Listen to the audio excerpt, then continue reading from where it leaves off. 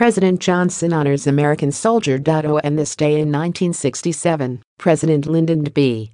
Johnson, who was coming under increasing criticism for sending American men to fight and die in Vietnam, bestows the Congressional Medal of Honor on Sergeant David Dolby, a member of the Army's 1st Cavalry. On May 21, 1966, the 21-year-old Dolby acted to save many of his fellow soldiers' lives during an intense firefight against North Vietnamese troops. He had previously been awarded the Purple Heart and the Silver Star. While praising Dolby and American troops, Johnson expressed sorrow that war was still necessary in the 20th century. He also took the opportunity to respond to criticism of his policy of increasing troop strength in Vietnam since 1964. "No one hates war and killing more than I do," said the president.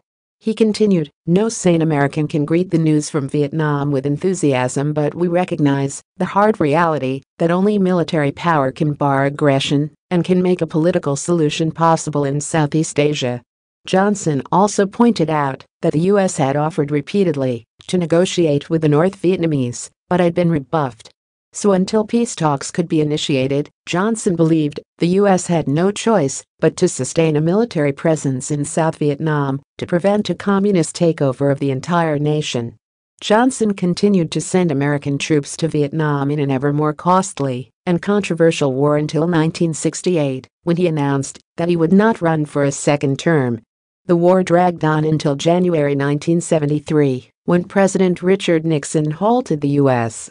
military offensive in North Vietnam.